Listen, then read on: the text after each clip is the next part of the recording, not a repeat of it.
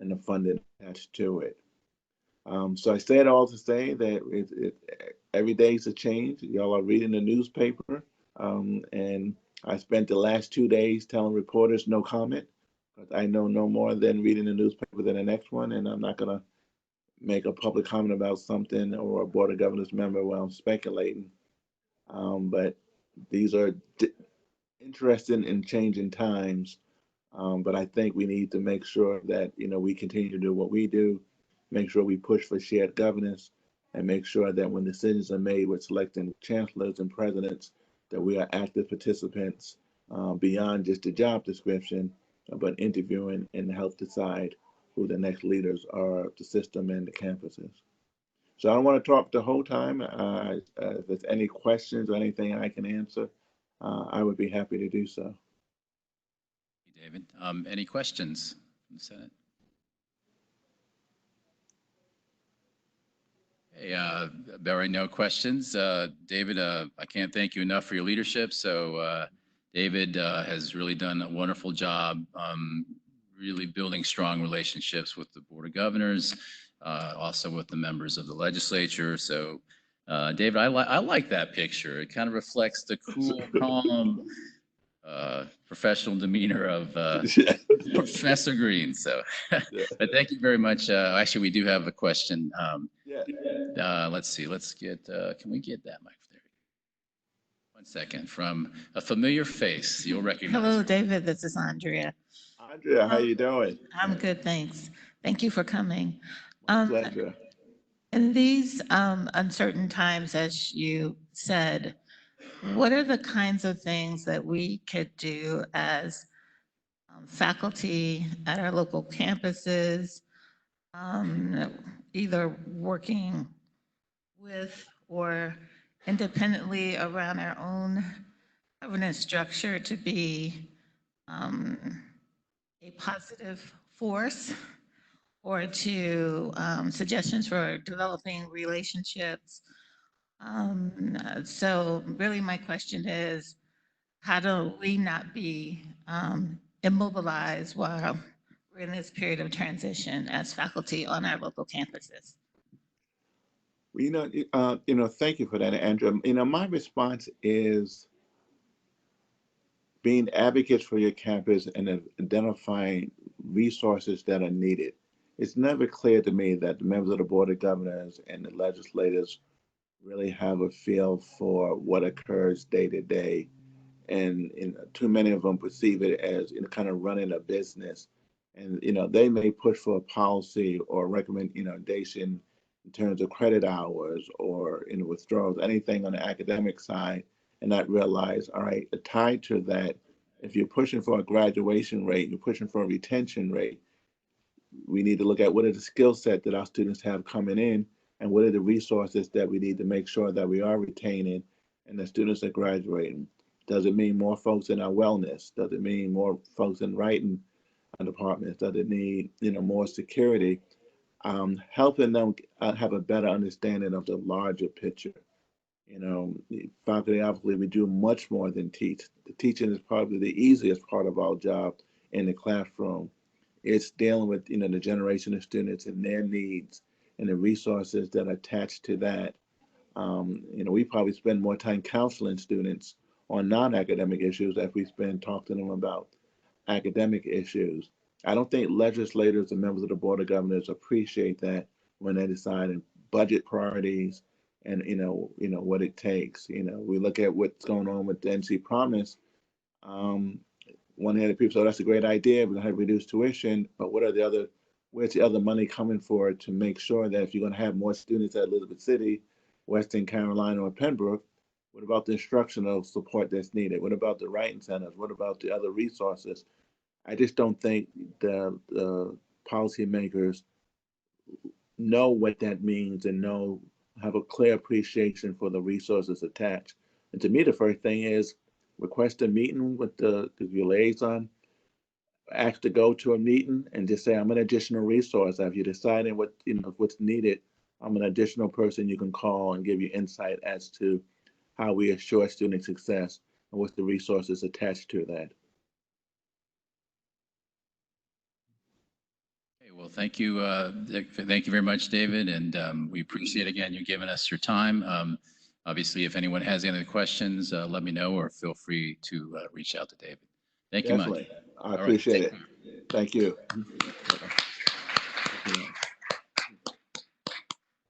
Okay, our next speaker, a good friend of mine, Wade Mackey. So pull up his slides real fast. I have to.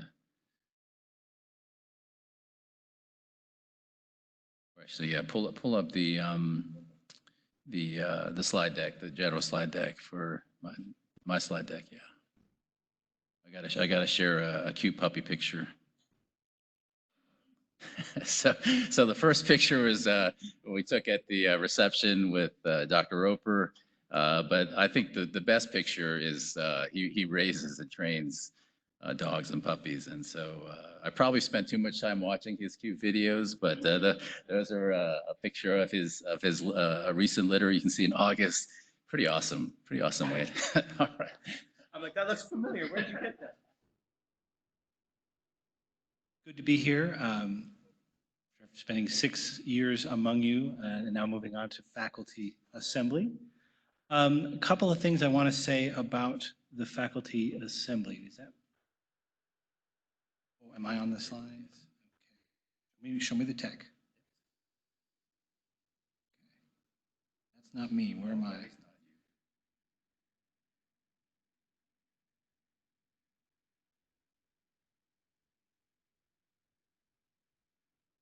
Oh, is it up? Okay. It's not controlled here. Yeah, I will Okay. get it for you. So the first thing that I learned about the difference between faculty senate, which is sort of legislative open meeting, and faculty assembly is advisory to the president. And so our meetings are not subject to open records. We are often told, do not take photos of the slides. And the comments that I'll be making are based on the official minutes. And sort of that's because it's advisory and we have very frank conversations there. And so to preserve that, not everything, information is a little more limited in what we put out there. I wanted to say that David Green is doing a great job, and my interactions with him, he's expressed that there's a real opportunity. You heard him say today that there's a lot of non-motion going on there. And sort of if the Board of Governors and others aren't taking a lot of action, he has said to me that he believes there's a great opportunity for faculty to actually get out front and maybe find some way of getting something done. So I would encourage you as a Senate, if there's some issue that you think maybe would improve things here for faculty, for students, it would be great to push it up our direction. Okay, that's me, and I just slide. Also, one of the things I observed was going up there is just how much of what you encounter originates there.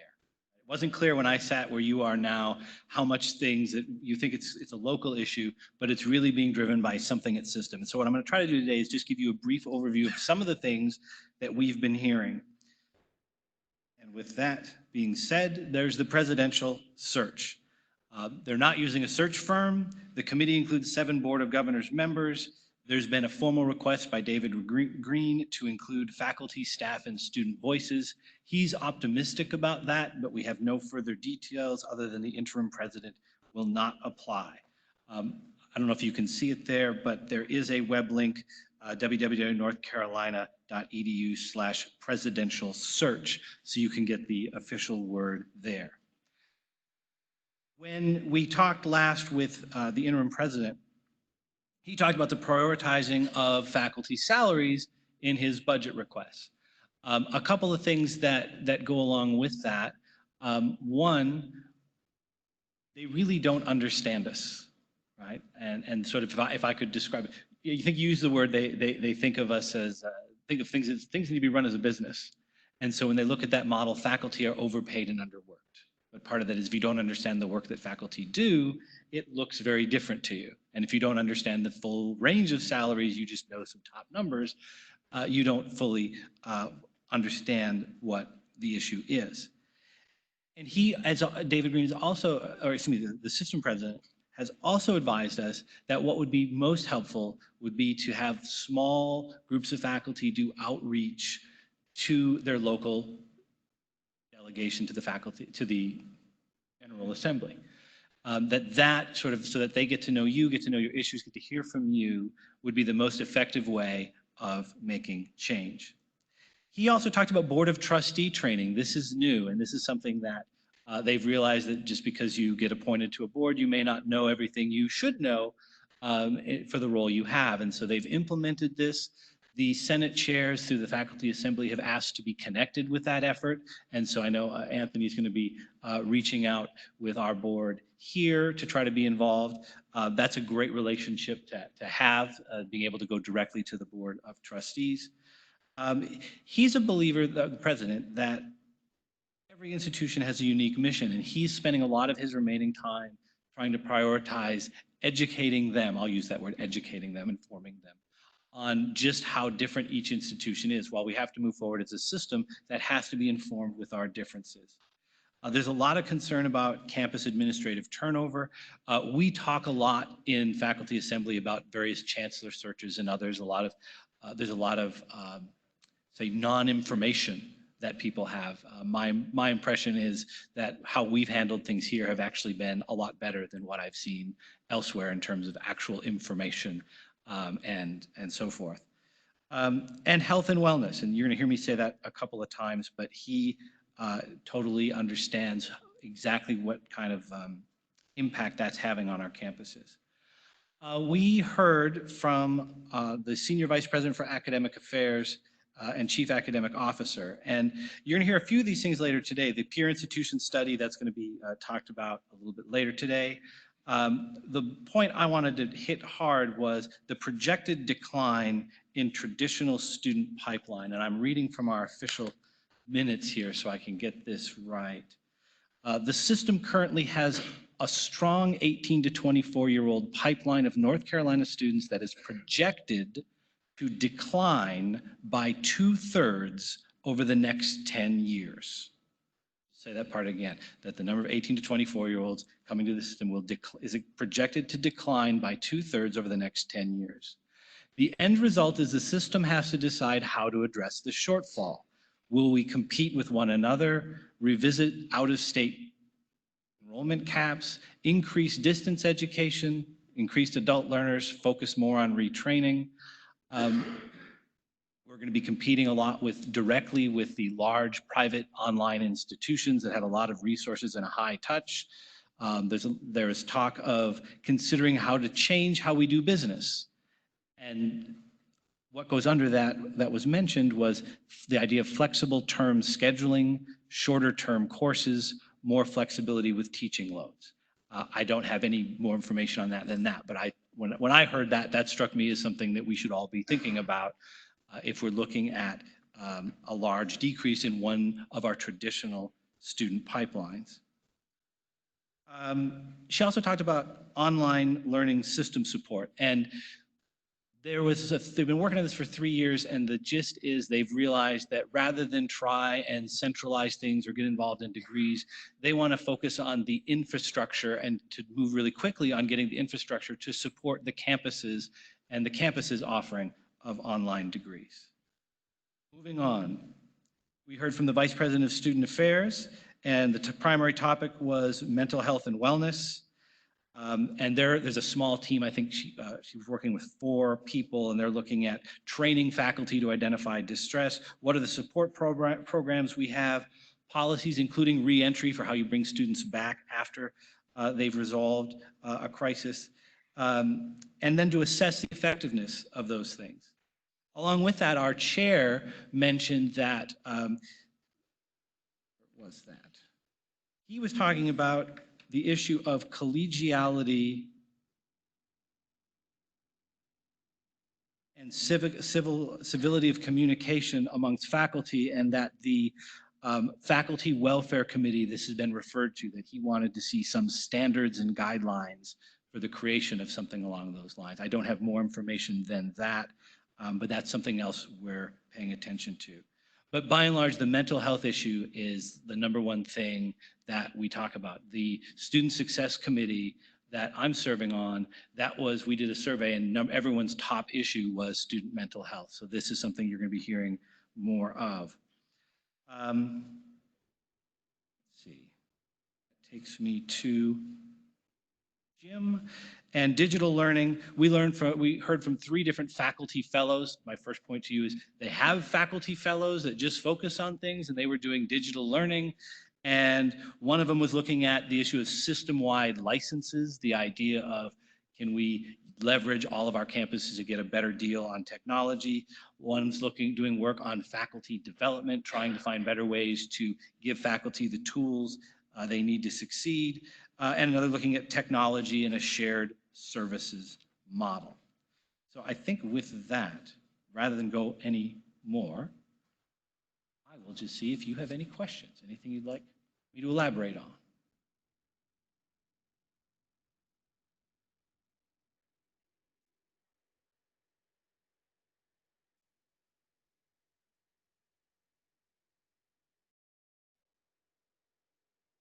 It's a national trend for what, so there's a population demographic beyond that wasn't elaborated on.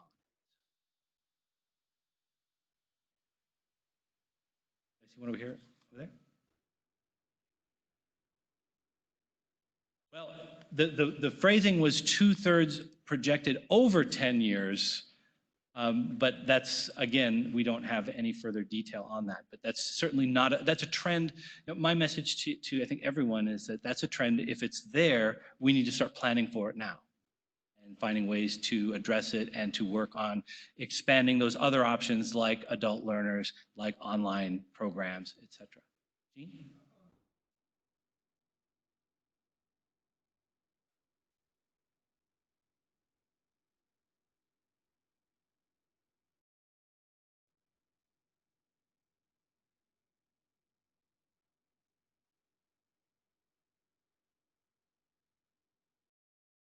Sounds like you're really ahead on thinking on this. That has not come up.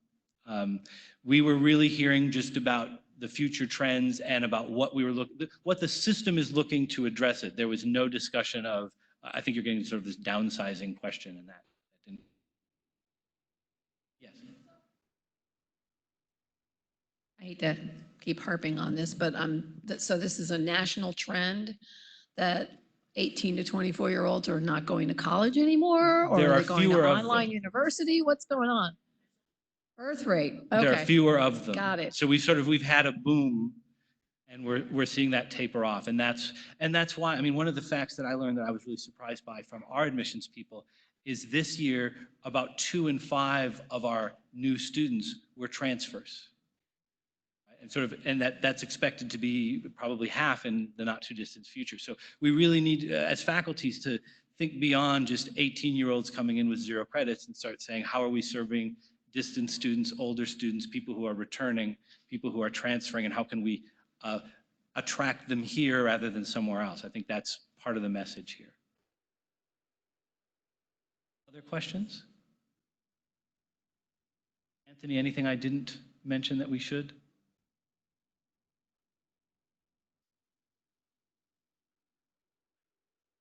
Yeah. So, when you meet with, I guess I don't want to identify whom, but when they talk about their understanding of faculty, and then they say, yeah, I saw one of them was a neighbor and they were mowing their lawn on a Tuesday late morning. So clearly they're not working hard. I mean, these misconceptions are all over the place. And we've also talked a lot about what happens if you don't value faculty. So the president, the system folks get it. I mean, there are allies in this.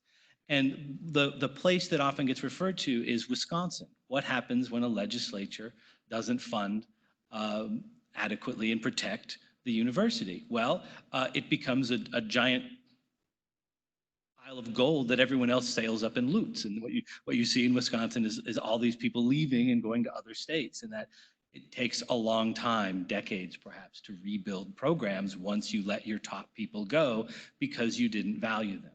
And this feeds back into the sort of the positive there, is that this is about getting in rooms with local representatives who have an interest in you because you're constituents, and saying, this is who I am, this is what I do. I mean, I would love to have some of these folks, just follow us around for a day. Come to the meetings, look at the problems, hear what we hear from students and how we work with them and how that can take a whole day just trying to help a couple of students resolve some issues. Thank you.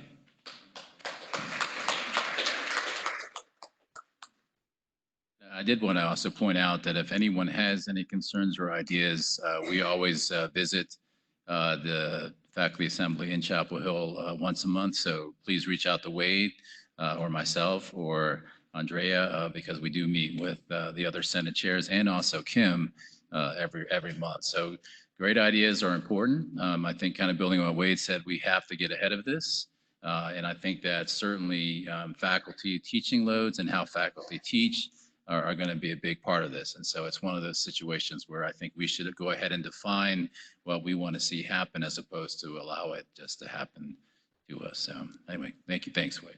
All right. So our next topic is always the fun one. So we have Alan Boyette and also Norman Chu to talk to us about proposed tuition and fee increase.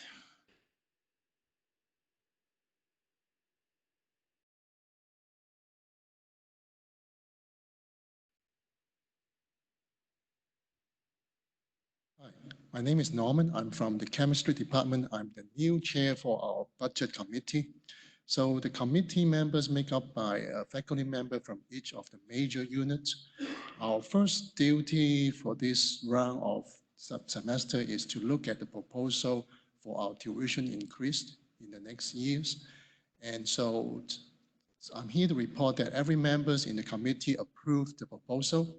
And then on top of that, I believe the tuition and fees committee has also approved the proposal.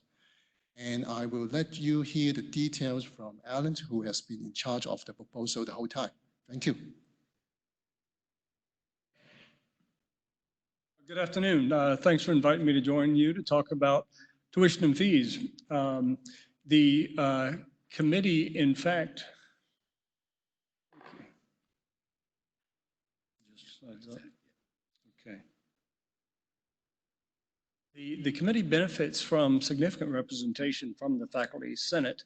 And so, in fact, Anthony is a member, as is Norm. Well, I guess one seat's been shared between Norman and Christine Fisher in their transition in the budget committee chairmanship. Also, David Wyrick, who's the faculty athletic representative. Clyde Derrick, Graduate Student Association president, is on our committee as well. And I was thinking Hunter, oh, there you are. Hunter Martin, Student Government Association Vice President, is also a committee member. The largest single group of members of this committee, in fact, are students, both undergraduate and graduate students. The slides that I have here, it's a condensed set of slides used at 2 campus forums that we've already presented. We had one Monday night and then one yesterday afternoon. Faculty senators were at both of those sessions, in fact. I don't really have time to go through all of these, but I wanted to highlight just a few things that we talked about in the forums and, in fact, that have already been now recommended to the chancellor, okay? These are the things that we talked about in those forums. I'm not going to spend much time defining tuition and fees for you. I think all of you have a pretty good grasp of what we're talking about here. We'll talk a little bit about the guidance from state legislature and the Board of Governors, talk about what we looked at as a committee, and finally show you what has been proposed this year.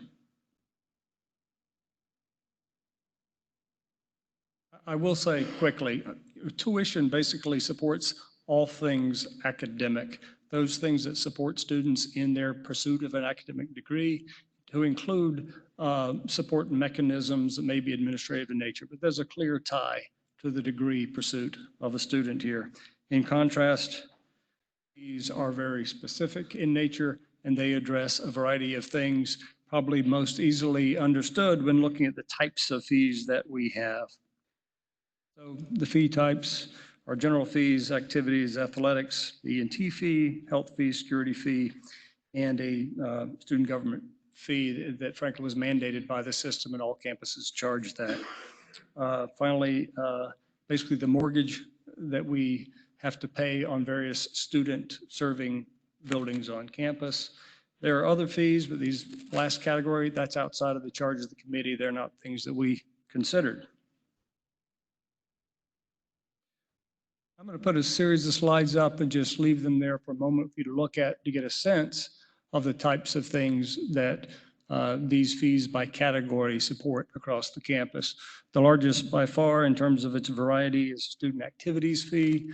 So basically this is all student organizations that receive funding through student government across the campus. Most of these are housed within student affairs, but there are a number of activities also in Division of Business Affairs that are funded through this fee.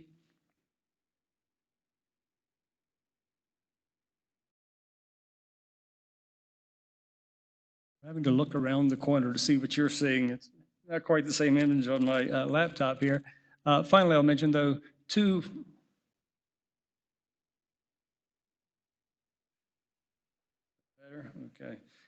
items also in academic affairs, our FM radio station, as well as the Performing Arts Series. The athletics fee is pretty obvious, supports our Division I athletics program. And I should note, it's partial support. As you know, the athletics program also raises money and they charge a fee for tickets for their events. Education and technology fee is really two fees in one. The education piece is what comes to the provost, and it helps us to help your deans in providing equipment and supplies for your classes. Technology piece helps to support our wired and wireless networks, computing labs, tech support in general for students.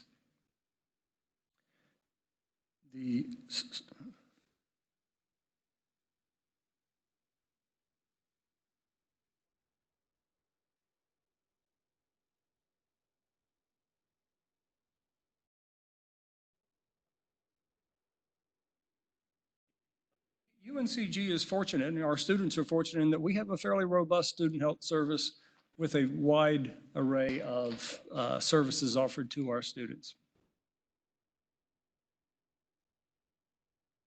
Pausing for tech support here.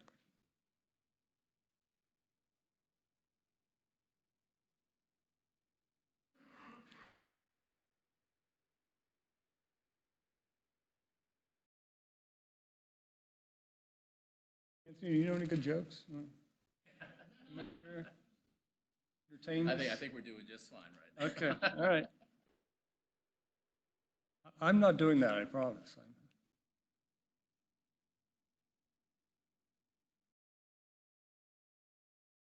I don't think it was that big an issue. We can continue the way we were. I just noticed it's sort of over the top of the slide. That's fine. That's fine. Okay, moving ahead.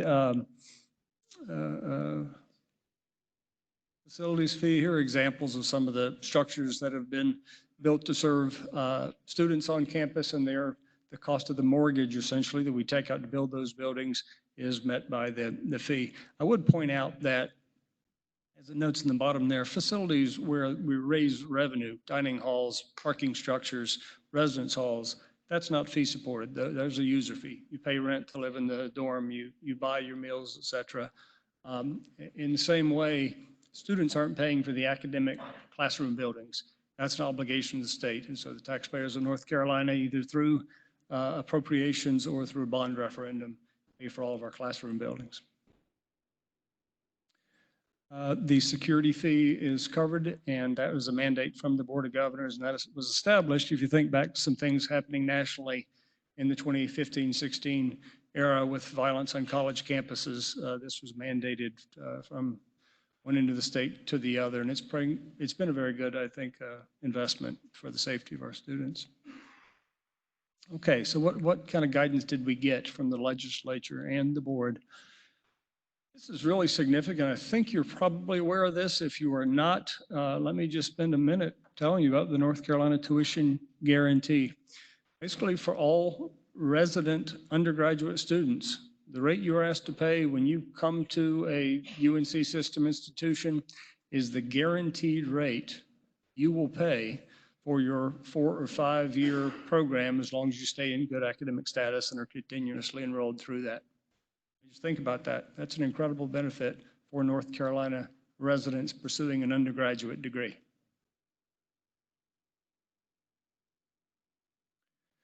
Keep in mind, I focused on resident or in-state undergraduates. It doesn't apply to non-residents nor to graduate students. Those are the populations that could be subject to a tuition increase. So therefore, the majority of our students, since the great majority of our students are resident undergraduates, never see a tuition increase once they get here. And in fact, you should be aware, we haven't had a tuition increase for any population here in the last 2 years.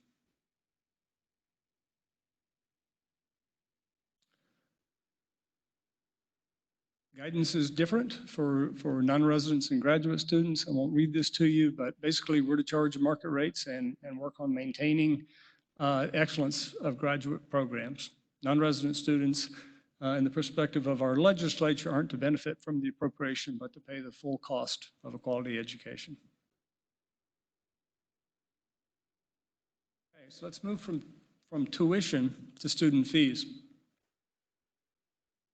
Unlike the tuition guarantee, fees are charged to all students and any increase applies to all students.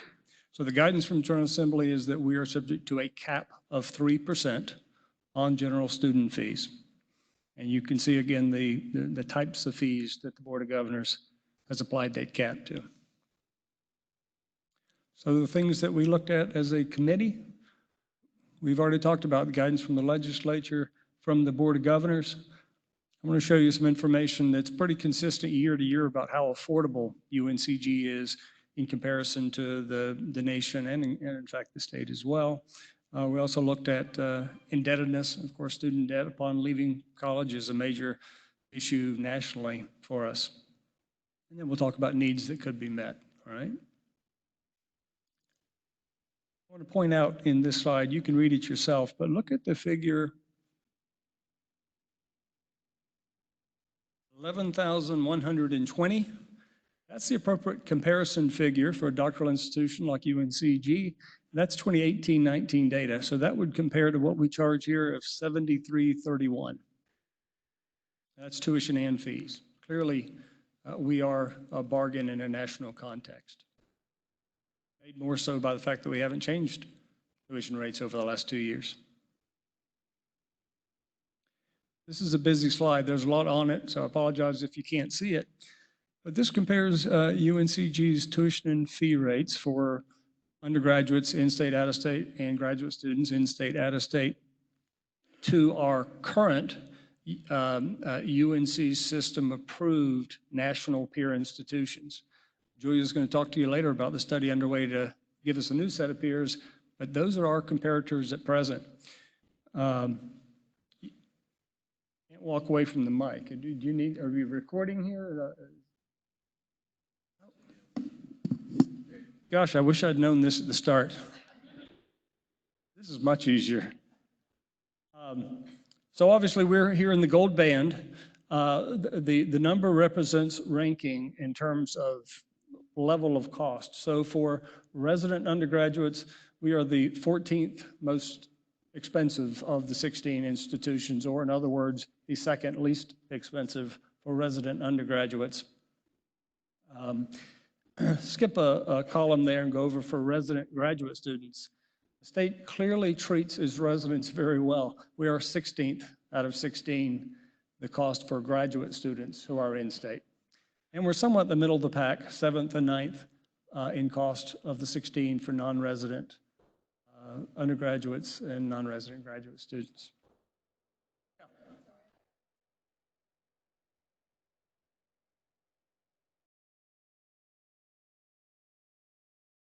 Again, this is our UNC system approved, basically given to us, set of national public peer institutions. And you're going to hear more about that. Yeah, we tend to argue that there are significant differences in this set, but there are enough similar things that it's a reasonable comparator group. As indicated, this is going to change, and we've been asking to change our peers for many years, and the system has just recently indicated they're willing to open an initiative to do that. And every institution in the UNC system has an approved set of national peers like this. So this now is the list you're familiar with if you know the UNC system. Frankly, I don't think this is a very good comparison, but we're asked every year to compare ourselves to the system as a whole. The reason I don't think it's a great comparison is that in terms of our mission, we have very little in common with the majority of the schools on this list. And missions are very closely tied to cost of operations and in turn cost of attendance. And so we are the fourth most expensive in the system for resident undergraduates, sixth for non-resident undergraduates, fourth for resident graduates, and fifth for non-resident graduate students. In my mind, that kind of makes sense. You know, we are the third of the original UNC system institutions. For the longest time, we were the only institution in our category, being not the old Research One institutions, but a doctoral research university. Later, that category grew, and so I'm going to compare us later on other factors to East Carolina, UNC Charlotte, and NC which are in the same peer set that we are, as not the Research One institutions, Chapel Hill and NC State, but that next tier.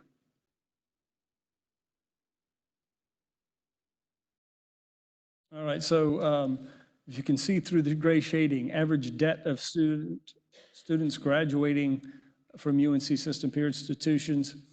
UNCG there is in the gold. This is average student debt upon graduation. We're at just about 27,000. The national average is 28,565 or 85. I can't read that well. The other three blue bars there, all slightly higher than UNCG's total, are the other three institutions in our peer set in the UNC system, Charlotte, A&T, and East Carolina. Nobody wants to have any significant student debt, but in a comparative sense, it seems that we're managing at least as well or better than the nation and, in fact, our peer institutions in the UNC system in terms of student debt.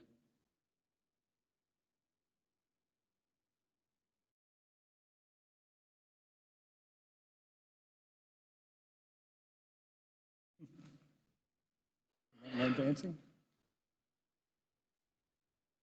Okay, so a parallel metric often looked at when you're thinking about student debt is the loan default rates at institutions, because this can create significant challenges for students. The green is a national average, 10.1 loan default rate as a percentage. We're in the gold, and this is comparing the system as a whole again. You can see we're right in the middle of the pack there. 6.4.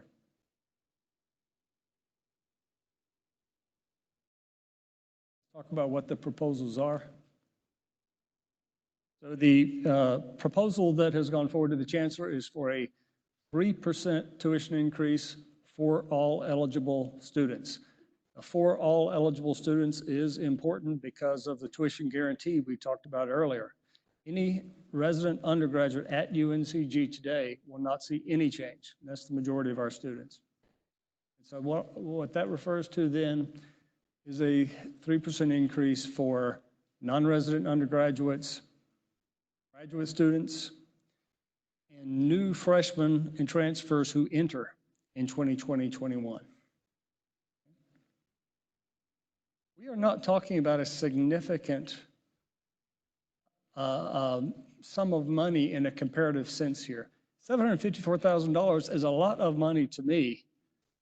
That's less than 0.7% of the $101 plus million in tuition revenue brought in every year. Yeah, Ian. First year, and then the second year, when a second cohort comes in and starts paying the additional of that is the increase is 50,000. Yes. Okay. So after 4 years or so, we reach the total increase in revenue we'd be getting, and then it flattens off. Let me make sure I understand what you're saying. We would project on an annual basis based on all cohorts paying this rate. This is when all cohorts are paying it. That's So we right. don't see that increase the first year it's in effect. We would, based on the next year's new freshmen and all of our current graduate and non-resident students.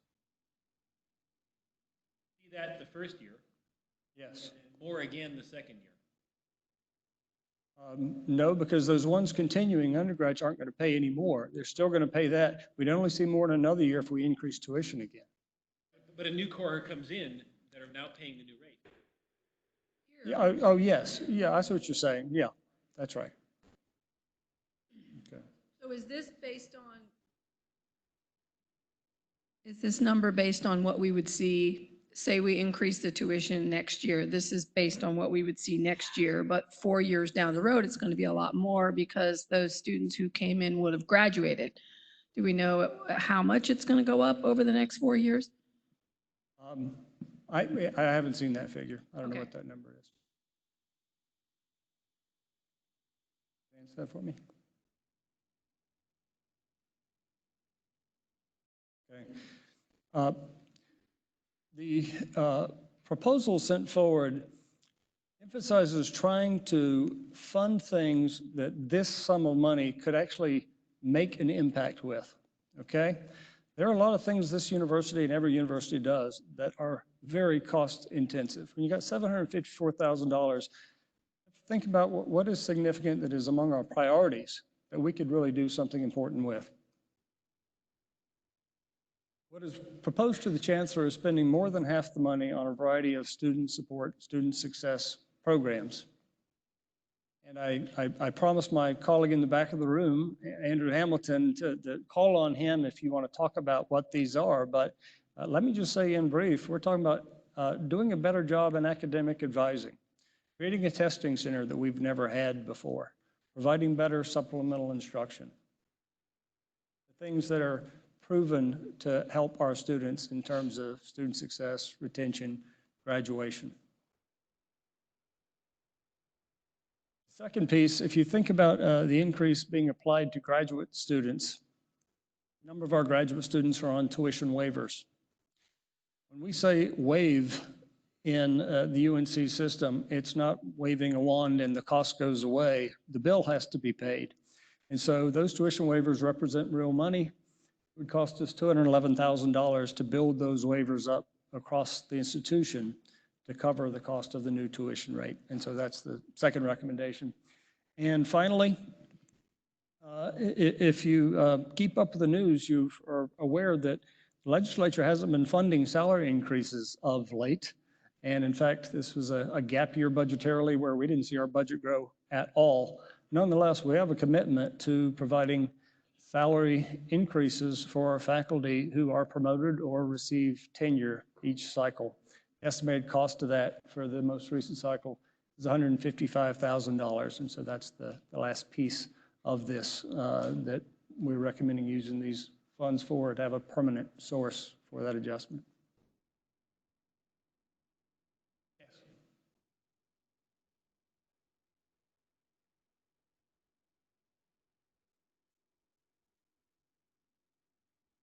Any projection?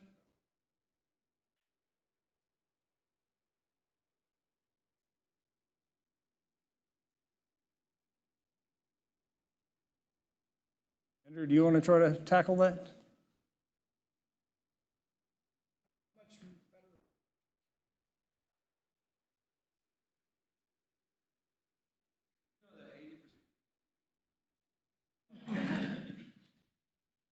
Hey, everybody, thanks for this. The short answer is we don't really know, but the longer answer is that these funds are being deployed very strategically. So we know, for instance, that we have a lot of courses that have large freshman enrollments that have high DFW rates. So the plan is to work very closely with those students and the faculty that support them to lower those DFW rates, because we know that in a lot of those cases, that's the main stumbling block for freshman students, just for instance. So we don't, I I would be making it up if I attached a particular retention outcome to dollars spent this way, just because this is not that kind of exact science. But how we chose to do this work had a lot to do with existing strategic initiatives around raising retention rates and raising six-year graduation rates that respect a lot of things we know about how to do this from the national literature.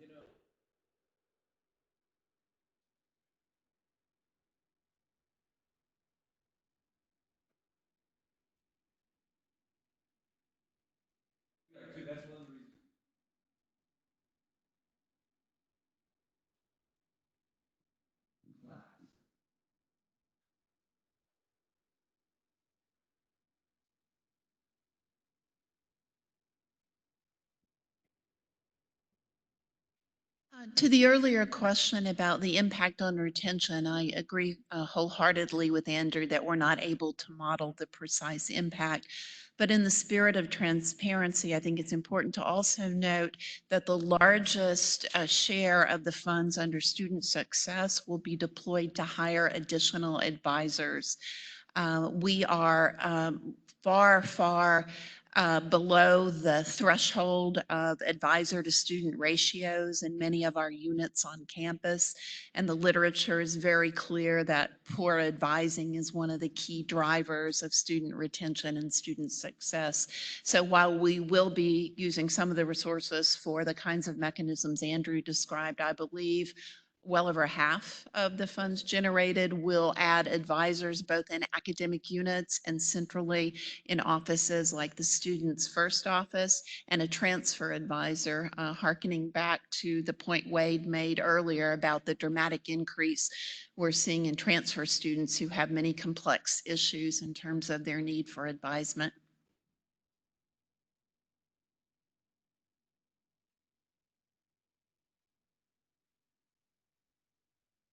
You're showing numbers that were crunched from the proposed tuition increase and how we expect to spend it, maybe priorities and whatnot. But we also just heard from Wade about how student enrollment's expected to go down in the next 10 years, right? So how much is that going to offset these numbers that we're seeing? You know, we will certainly adjust all budgets across the university if we see that kind of a enrollment decline, and that's just a. I mean, I heard 2/3 decline in one major group. That's a huge chunk of money right there.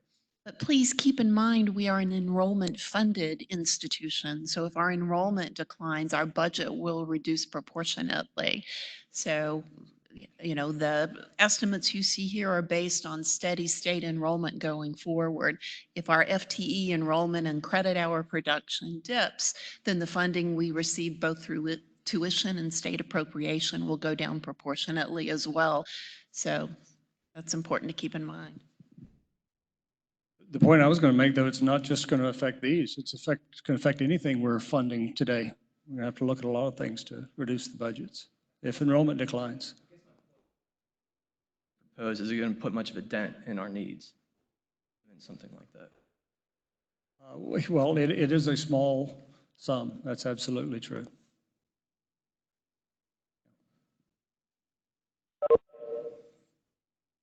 Michael.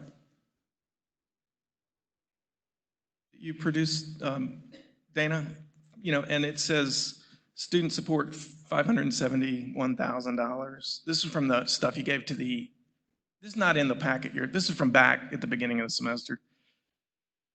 So that 571 from the enrollment change for 2019, 2020, is that just continuation funding for that, or is that a shift of money to student support? I don't have the details with me, so I can't respond precisely without that information, but I can get you a detailed answer. But in general, no, it's not just continuation funding. Those funds were used for an array of initiatives that included technology purchase in support of student success, some of the automated platforms that we use. I believe there was some portion for advising. There were supplemental instruction increases, but I'll get you more detail. Well, I mean, I'm just trying to get a general sense of, so that was an additional 571K for that student support, right? And then Correct. this is 378 more. I'm just trying to understand the numbers. Correct. Right, And okay. keep in mind that over the time, we've seen dramatic growth in our student population, despite what we may see over the 10 years ahead. So, Well, and just a quick Google, I mean, US News and World Report says after 2015, a 15% decline. I don't know where 67 is coming from, but that sounds like a lot to me. But so. Wade's comment got my attention. I hadn't seen that before either. I was surprised by that level of drop. So I'm going to follow up with you and learn more about that. And in fact, we're fortunate in the Southeast and Southwest are predicted to have the least level of decline across the country, but nonetheless decline. Okay. All right, so the student fee proposals. Now remember, tuition, there is some flexibility in where it goes. The fees are targeted by the various fee types that we talked about. The proposal is a 2.69% increase in general fees. This equates to $77 a year for each full-time student, rate increasing from $28.66 to $29.43. There's a lot on this slide I'll let you look at for a moment, but this shows where the increased revenue would go. Each fee category on the left column, the amount of the proposed increase by fee category, new rate per fee, and the total revenue going to these. Here we're talking about $1.1 million.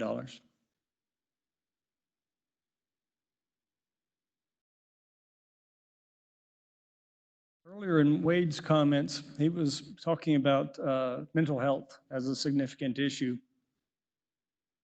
Beyond some mandates, and you'll see that across all the fee categories, if the state puts in place some sort of a SHRA salary increase or EHRA and mandates it, the regulations of the state are that whatever your funding source is for the position, that same source must be used for a salary increase. So if you're in a fee-supported position, we have to have fees for increases.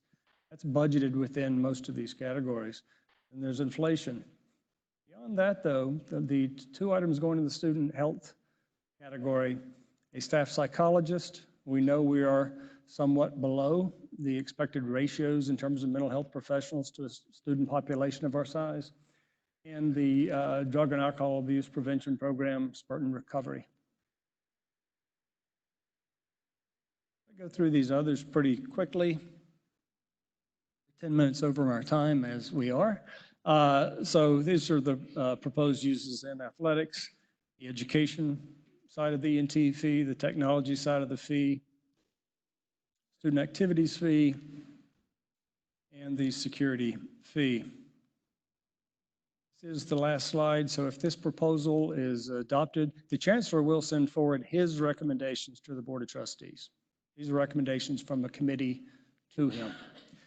If these recommendations were implemented, this chart shows what the new rates would be and percentage increase by type of students, resident and non-resident undergraduates, resident and non-resident graduate students. In the day, in terms of both tuition and fees, we're looking at an increase between 2.84 and 2.94%.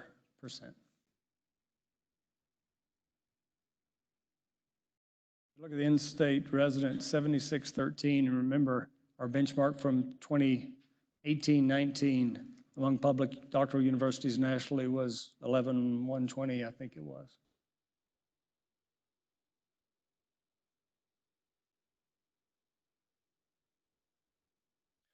Anthony, are these slides available electronically?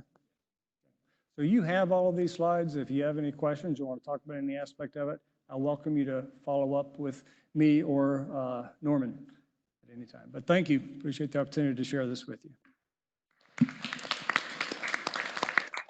Thank you, Alan.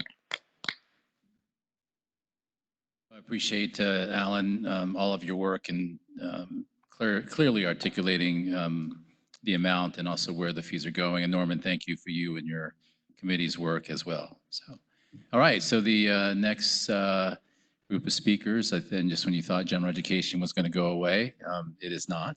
And affectionately, President Alexander Hamilton, or actually Andrew Hamilton. When I was first learning his name, I would call him that. But gentlemen, if you would come up. What we have now is essentially the subcommittee. So the proposal, the policy, the resolution that we adopted formed a subcommittee, and Aaron and Andrew are going to talk about that. Also, I'd ask Andrew to introduce himself, since this is his inaugural visit with us formally. So, but you want to go first, or should I? Oh, hi, welcome. Last time I was here, I was crying, so this is a different setting for me. We're moving forward with the general education revision, and what we're doing right now is trying to, first thing is fill out the standing committee. Now, the standing committee is really going to be a permanent standing committee that's going to help with the implementation process. We know there's going to be bumps. We know there's going to be some issues. So this standing committee will really help with the implementation process of it. We're right now trying to find a chair for that standing committee and get the membership in there. Also, we're trying to fill out the 11 subcommittees, and these 11 subcommittees will have a very narrow focus. They're going to be working on the 11 competencies to really flesh out the final SLOs and the rubrics for each of them. So that's going to be looking for content experts. We're reaching out. We're trying to get the content experts in each of these competencies to form these subcommittees, and then we start moving forward with actually getting into the nitty-gritty and the dirt of all that. So that's where we are right now. And I want to really emphasize that the implementation, that's his bailiwick. The curriculum, that's us. So if you want the experts with these subcommittees and on these standing committees, we need your input. We can only suggest names, but we have a very finite list. So if you know someone in your department, in your unit, or you yourself wish to be on some of these subcommittees, et cetera, you have to let myself or another member of general education know so we can solicit them and reach out to them. This has to be a faculty-driven process, obviously. It's going to be our curriculum, so we have to develop it with our expertise. That makes sense to everybody? So please email me, reach out to Lynn Wyrick on general education. You can email, I think it's gened@uncg.edu, whatever the generic email is. And one of us will respond to you. But that's where we are from our next step moving forward. And we're just trying to flesh out those committees right now. Hey everybody, I'm Andrew Hamilton. I'm Associate Vice Provost for Student Success and Dean of Undergraduate Studies. And the Dean of Undergraduate Studies part means that I get to have oversight of the general education program once it's fully formed. So one of the reasons I'm working so closely with Aaron and the general education committee and the implementation standing committee, subcommittee of that committee, is that we want to make sure that we don't design and build something that either can't be implemented or can't be measured or assessed. So I want to say that I felt a little bit guilty about eating the Gen Ed cake because you all took 3 years baking that cake, but I did it anyway and it was delicious. So thanks for that. Just by way of introduction, I came here from a role as Associate Dean for Student Success in the College of Natural Sciences and Mathematics at the University of Houston, a large public school in Houston, which is in Texas. And I was sitting where you're sitting and having to deal with people who wear suits, who are giving us things that were hard for us to deal with. So I'm just going to promise that we're not going to do that. We're going to do the best we can to make sure that the program we're offering our students makes sense to them, that they're not surprised by trying to make the old Gen Ed talk to the new Gen Ed when they're trying to graduate. And also another significant piece of the implementation is we're working very hard to make sure that our community college partners can figure out what's going on so that they can properly advise their students about what general education courses are likely to transfer here unproblematically. So unless there are questions, I will go to the back of the room and drink more coffee. Google knows all. Oh, should I talk about this demographic thing? Because I know a lot about this. So, yeah, my picture's better than yours. And this came up, the first charge of the standing committee is actually to develop a brand. We're going to be rebranding this program because we're really trying to make a clean cut. So there's no more confusion between general education, the markers, the categories, et cetera. So that's going to be the first task that this standing committee is going to do, is how do we sell, show, and show how important this program is going to be to our students, to the faculty, to our stakeholders. So that's going to be the first thing we have to do. And where did you find that picture of me?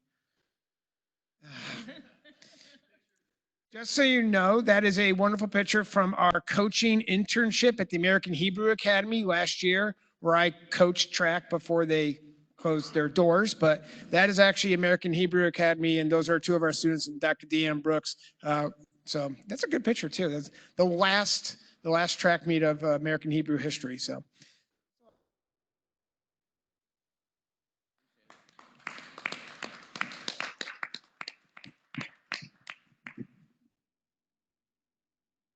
Go get a big slice of cake, please. Yeah. All right. Next is our Associate Vice Chancellor for Strategy and Policy, Julia Jackson Newsom, who's going to be talking about the peer institution study. This is happening at all the different 17 institutions.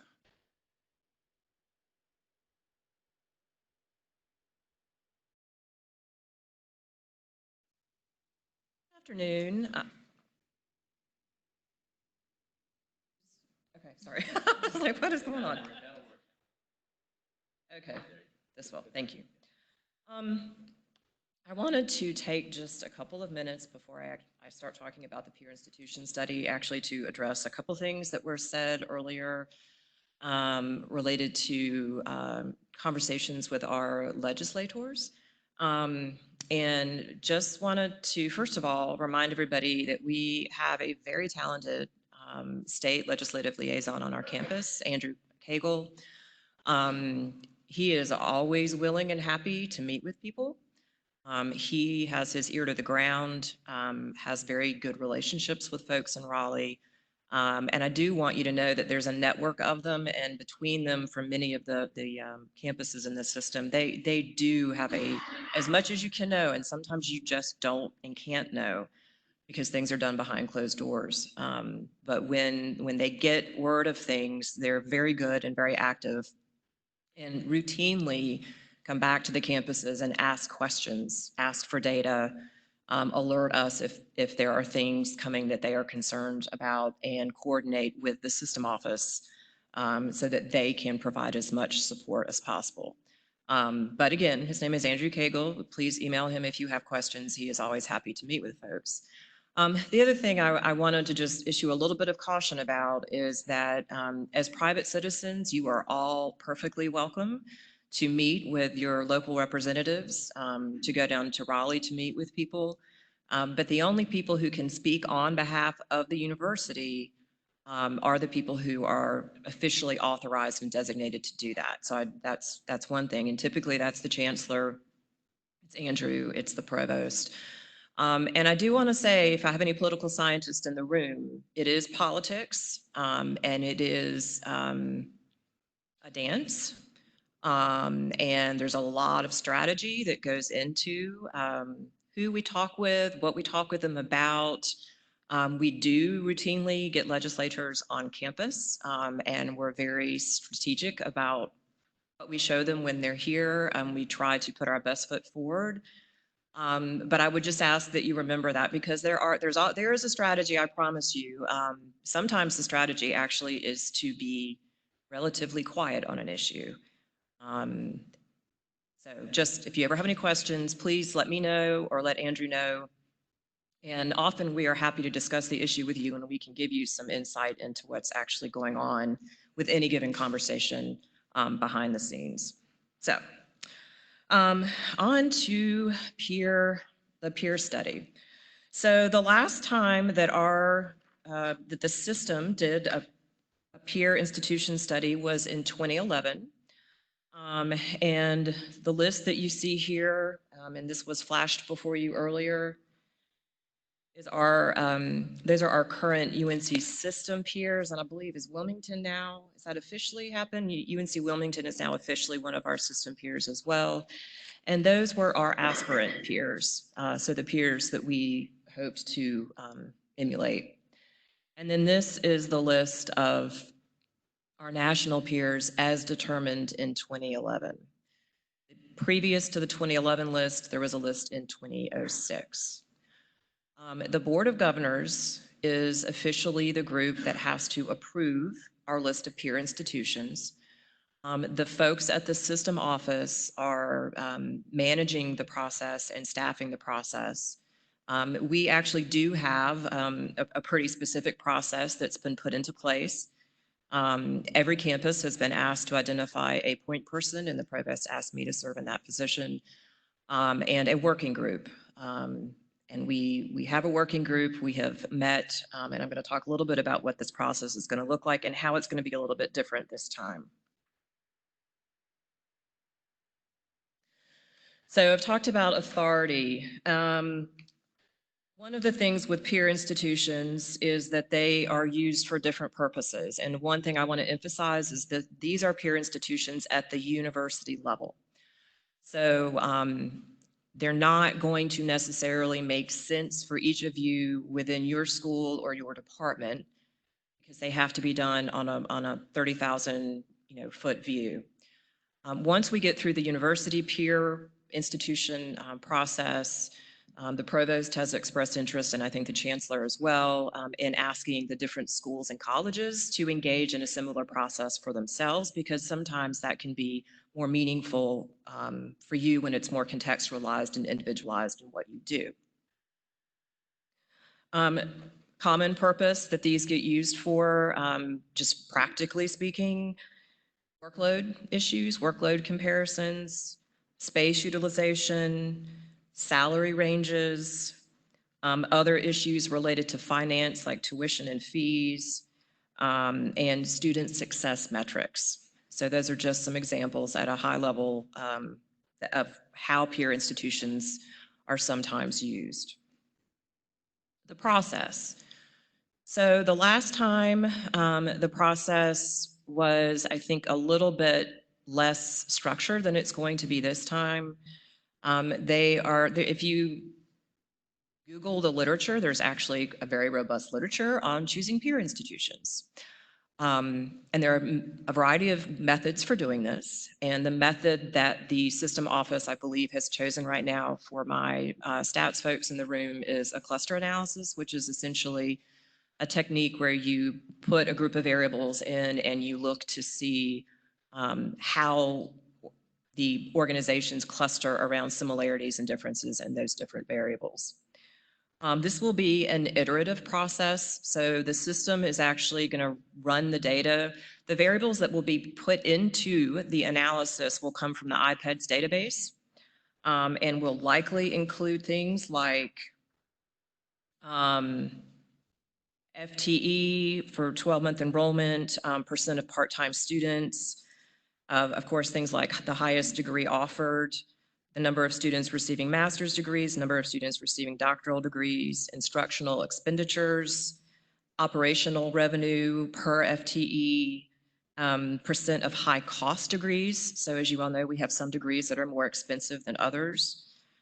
Percent of Pell recipients, 6-year graduation rate, and the percent of our students that are undergraduate versus graduate. And that's just an example of the kinds of data that will go into these analysis. We, from a timeline perspective, they ask campuses for some just very general input about what are the kinds of things, variables that we think are important to be in this process. What are we hoping to get out of our peer list? And so Alan mentioned earlier that in recent years, our peer list has not necessarily been as helpful for us as an institution in some of the ways that, that we would like to use it. In January or February, we should be receiving the initial lists from the system office. And at the same time, we're kind of doing our own analysis here to see what we think would be reasonable lists. And my guess is that they're going to converge fairly closely.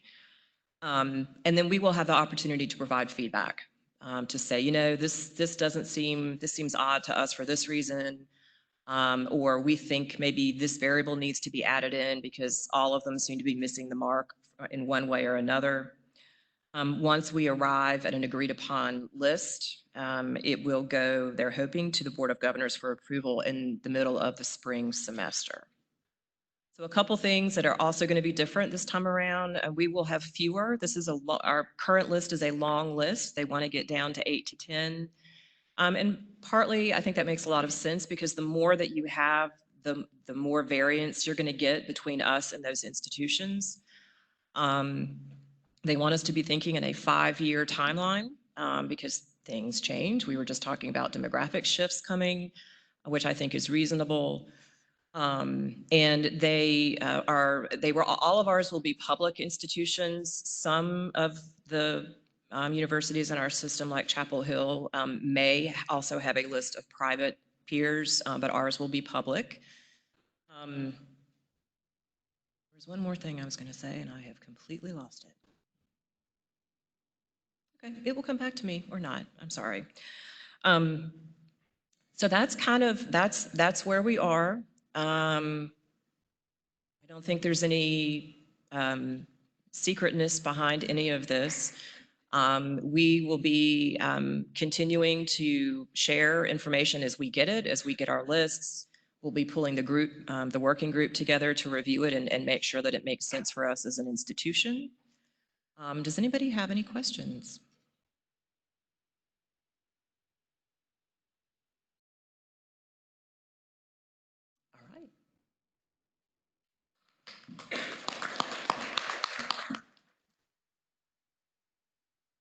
Corresponding with this, the system is also creating a HR database. And so my understanding is what we're doing with the peer institutions along with that database, which will be looking more at zip code, will be extremely important. So as we've mentioned before, as Julia mentioned too, when we get the list, if you have peer institution ideas, names, thoughts, please share them with us, because certainly once that list is presented, we'll have a chance to revise that list if we can justify it. So, all right, so the next item on the agenda is I've invited the staff leadership to introduce themselves as well as present their priorities.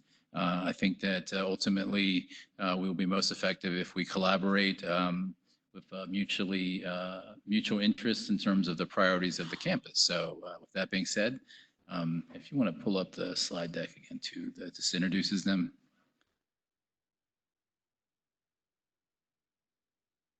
Perfect, right. Worked hard to get these photos, so come on up. Thank you.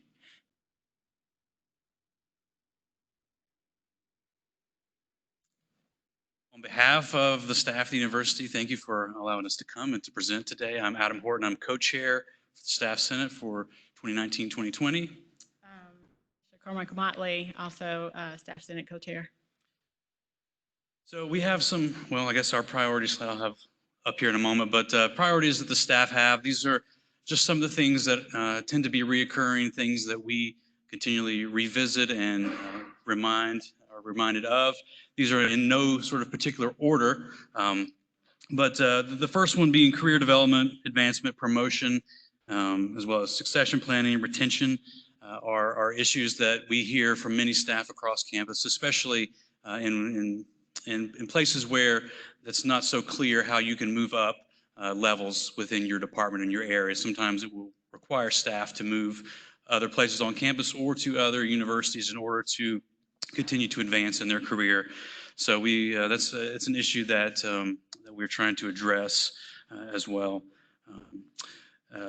Work-life balance tends to be something that probably you all are concerned about as well as in your role as faculty, but being able to balance the demands that we have with families and also our career and being able to have some flexibility in that. And so some of these things are available to staff who have certain positions on campus, but not all staff. And so trying to be more equitable in the ways in which this kind of work-life balance can happen for many more staff. The third thing we have here is supervisor support. And we have staff, obviously, who work in all areas of the university in various jobs and sort of every corner and every area and every office of the university. And so a wide range of requirements and duties and skills and things that people do across campus. And so some are fortunate to work in places where they get lots of supervisor support for things like professional development and being able to use the community service hours that we are all allotted as staff to be able to go out and to do community service throughout the year. But the reality is there are some staff on campus that do not have that sort of support from their supervisors. And so we are trying to advocate more for that so that the staff will be able to have these opportunities afforded to them and be able to take advantage of these things. And ultimately, even, professional development, especially to be able to increase their skills and abilities to be able to move up and to progress in their career as well. The fourth item here, working to create more collaborative opportunities and open lines of communication between various groups on campus. So I think as Anthony alluded to, we would definitely love to be able to find additional ways to partner with faculty on things. And I know we have a lot of common interests and we're all sort of in this together as a university. And so finding more opportunities to do that, to have dialogue and to work together on some common goals would be a priority of ours. And then within the staff as a whole, we have sort of different groups within the staff body as a whole. And so there tends to be sort of silos even within the staff. And so finding ways to break down those barriers among staff.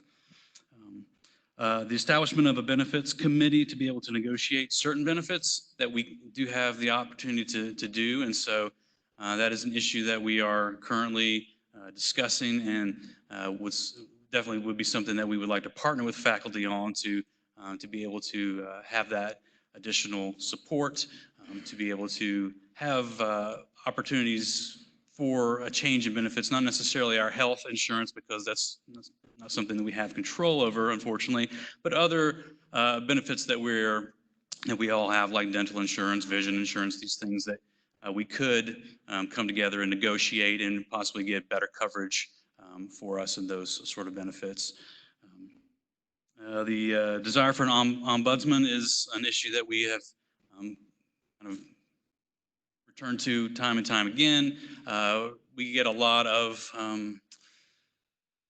issues that are brought to our attention from staff where it may be a supervisor and a supervisee disagreement and trying to find a neutral third party to be able to negotiate the disagreement.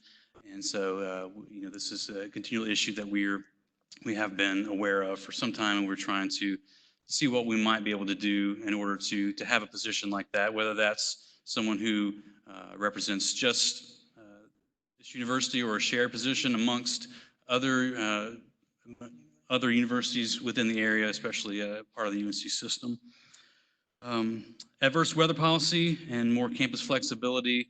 Obviously, for many of us, the changes in adverse weather policy over the last few years have been harder to navigate.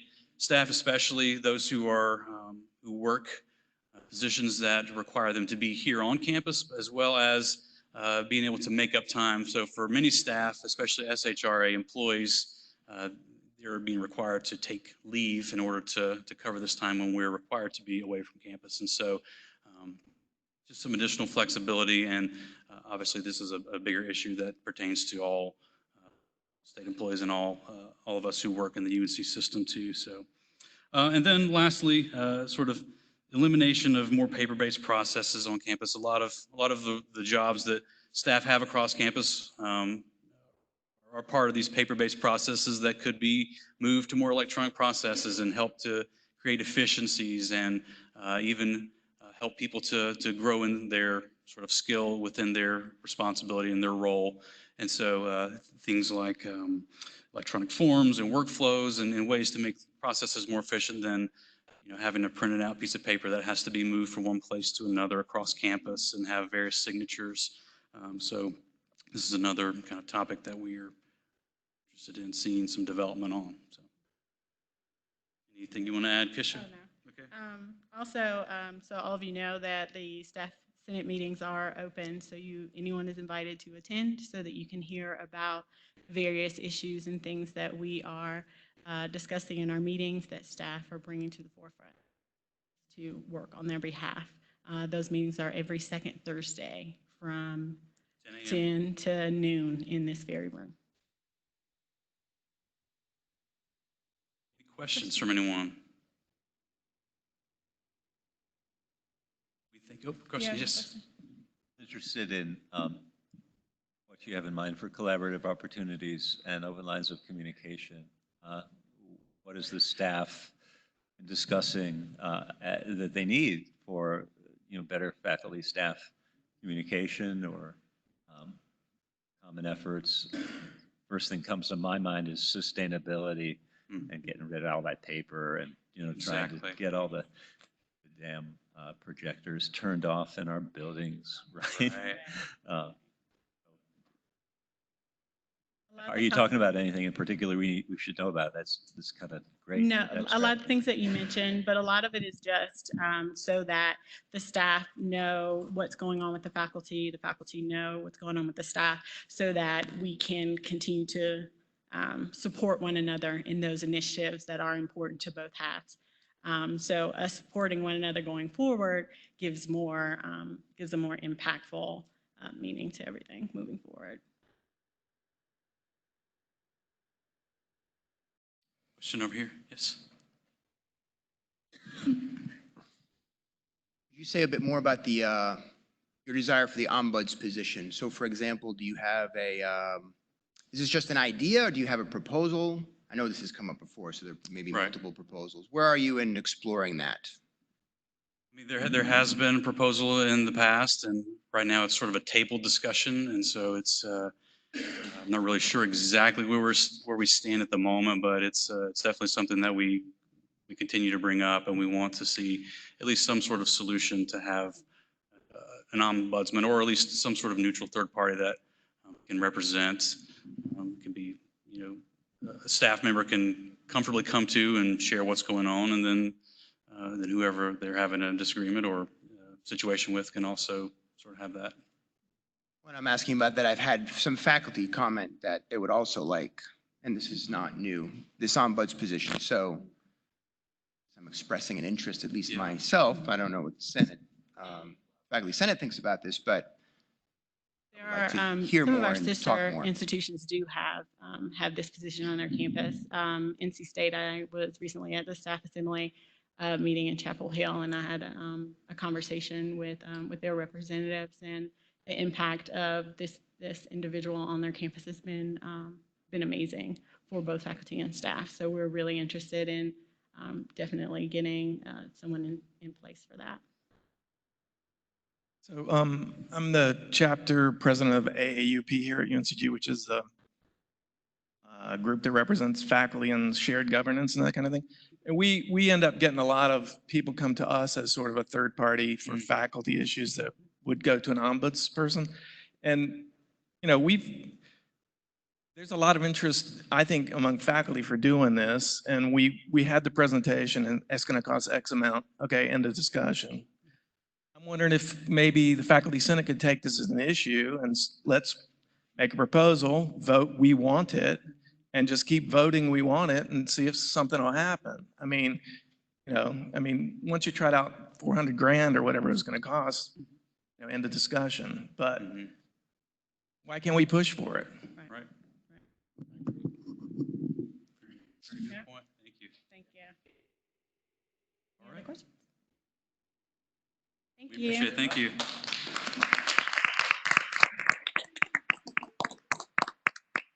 And I just wanted to echo, actually, there are most of those issues we are aligned with. Right now, the Senate chair is across the system have a massive matrix, which we're basically comparing and contrasting our resources and also our existing policy. So there's a lot of definitely cross-sectionality going on, where, as they had mentioned, there are several institutions that do have an ombudsperson, so they have an existing policy and salary and everything. So we are definitely in the works. And on top of that, we are having sushi on Friday.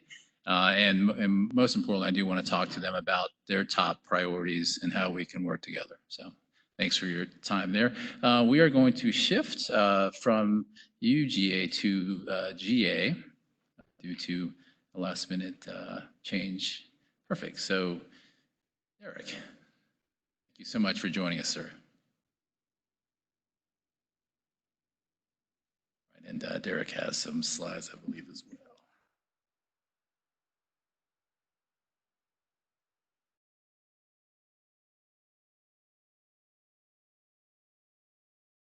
All for this. How's everyone doing? Is it all right if I call everyone friends today? Friends, is that okay? Yes. So good day, friends, faculty, and administrators. I'm always excited to come and be a part of something that I've never been a part of. I was really looking forward to the president of SGA to give a talk, because I was going to follow after her, because I never done this before. But it's all right. When Dr. Chow had asked me to give a brief 10-minute talk, I was like, yeah, let's just do something, throw something together. And then I came in this room and I seen professors I know, like Dr. Reddick, Dr. Chu. I seen Dean Burke in the back, Vice Chancellor Terry Shelton in the back, and then Provost Dunn. I got really nervous, really nervous. So, but like my advisors always said, always be ready to just talk about GSA. And I live and breathe for graduate students. I'm a graduate student. But before I get heavily into this talk, I just want to get some participation. I believe in participation and getting active, using our limbs, right, to make sure the blood is flowing. How many of us were an undergraduate student before? If you can raise your hand. Oh, yes, I see a lot of hands. How many of us were a graduate student before? Oh my goodness. I see the same hands, yes. And I really love seeing the same hands, because I'm sure that we all remember our undergraduate experiences and we all remember our graduate experiences, right? And how different they were. As an undergraduate, we were basically catered to, and we was offered so many opportunities, which was phenomenal. As graduate students, we are offered the same particular resources, but sometimes we don't know that they're there because we are stuck in one building. I know in the chemistry department, I'm always stuck in the beautiful Sullivan building on the 4th floor, where it's extremely cold in the lab, but it's fine. I'm got one more year to go. I'm gonna chuck through it, right? But I remember that, and one of the main priorities for the Graduate Student Association is being able to break out of the silos of being in just one building and kind of embracing this idea of collegiality. Like if I go to a dance recital, I want to be able to support my MFA or MA students' recitals in the dance. So, and I want to be able to connect with them. And I'm sure if I taught some big science words, like I use liquid chromatography and mass spectrometry to find different molecules that MRSA presents, a lot of you all will be a little lost as to what I'm actually doing. But if I say that I have a bag of Skittles and I'm using some type of instrumentation to separate the colors and how many of that same color that I have, to understand the makeup of the bag of Skittles, you could connect a little more, because it's something sweet, which is very good to me, right?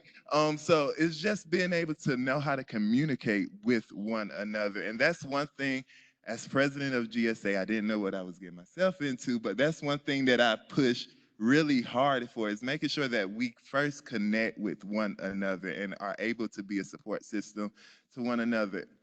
And then not the hardest part, but in one way that we have been doing this is by just having a GSA social. I talked with Dean Burke about this earlier this year, and just to have a GSA social, and that has been, we've done this 3 times, and we have gotten near 150 to 200 graduate students attending these types of events. And that's a really big deal for graduate students from different departments to come together and be in one room or pack one room out. So that's one thing that has been really successful. And another thing is graduate students love free food.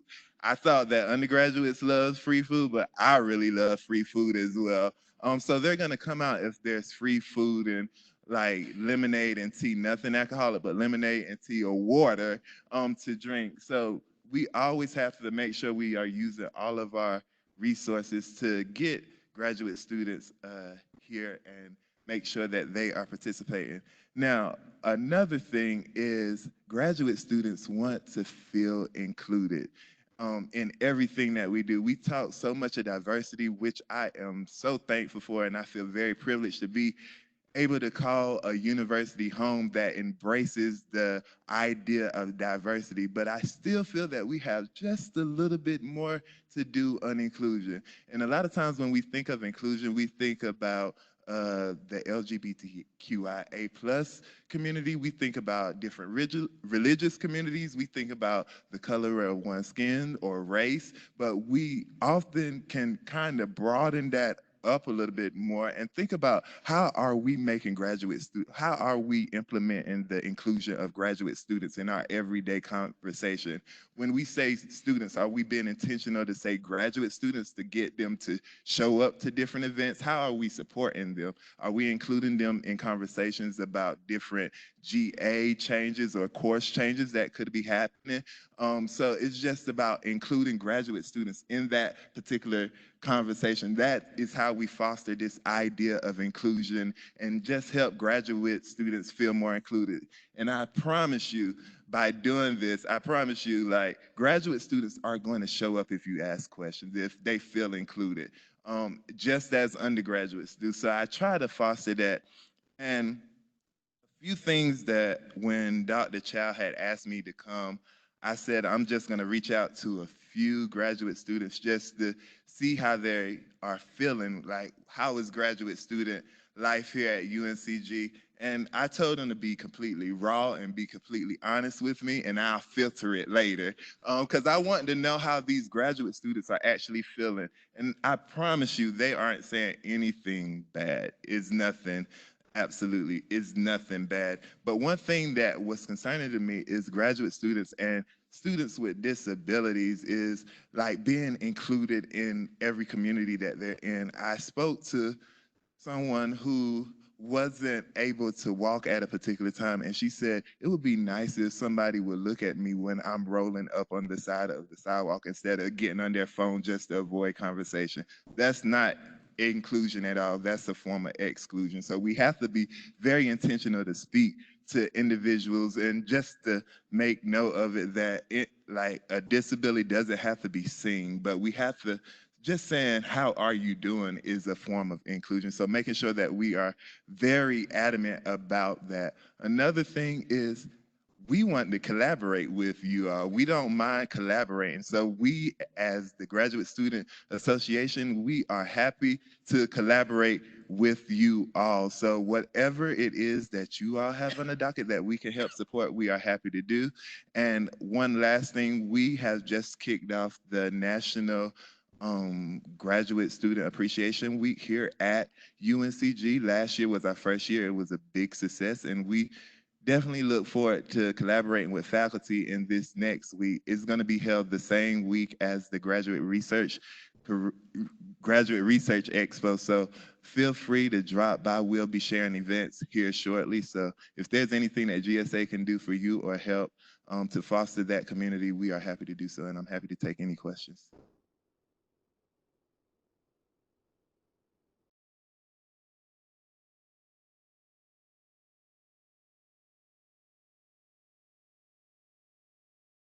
Are you hearing anything about graduate instructors and their relationships with faculty? What do faculty need to hear from graduate instructors that, you know, they might be a little reticent to communicate?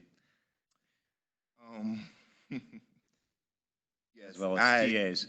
Yes, I did hear something from graduate instructors. One from graduate students, I'm sorry about that, but one thing graduate students want to feel is some type of sense of care, in a sense, like you actually care about my degree, you actually care that I am successful, and they want some form of mentorship, whether it's in class, out of class, or even from their faculty research mentor. So having this sense of, I want to be where the faculty is one day, how do I get there outside of it? Yes. I hope I answered your question. Yeah, it's part of the way there.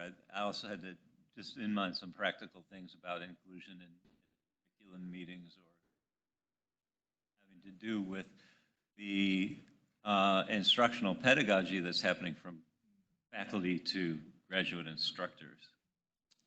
Yes, so last year. Enough, or just sort of, hey, you're my TA, just go do it, right? Yeah, so last year, when this was presented to the Student Government Association, I had the opportunity to be in the presence. And one thing that I asked is, did you talk to graduate students? How have graduate students been involved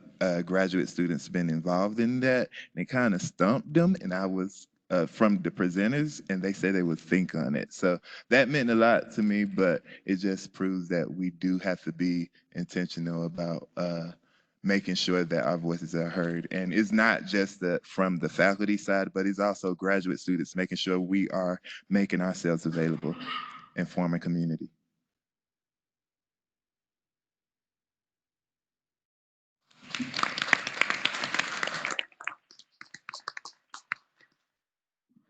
I didn't realize how dynamic Derek was. It's always hard at the end of the meeting to be as energetic as he is. So thank you so much for doing that. I also wanted to put a plug in for online students. So I don't know, how much you've had a chance to address that, but certainly online students as graduate students as well. So, all right. So final thoughts. Last slide there. So Senate Forum. So next Wednesday, or 2 weeks from now, 11/20. I'm still sad about this, but we have a provost search going on. And so we're going to talk about that. The search committee has been convened, and we will be taking input and also describing the process. There's also several other things happening. So one of the unexpected challenges that I've been dealing with since I've started is committee rosters. And so that is one of my areas, is information science. And so what I've been doing is really pushing to automate the process and have one, or if not two, single points of failure. So I'm happy to say that I've been spending a little time with Google Sheets and doing a little programming. And so we now have one sheet, one form. And I'm working with the committee chairs and the representative of the elections committee to work through that one form, because email is not our friend when it comes to updates and committees. So we are moving fast away from that. So I want to assure you that we are doing that quickly. Election guidelines. So through the constitutional change, I will be reaching out to the election officers. Please remind everyone outside of CAS that the election guidelines are due this Friday. And then I want to thank everyone involved in this meeting. I want to thank all of you for attending and all of your work. I actually do have lunch with the chair of the Board of Trustees as part of our push to have more faculty representation. I want to thank the provost and the chancellor for also supporting that effort. I also want to thank James and my doppelganger there, Anthony, back there, this whole group here, Andrea, Brad, and Casey.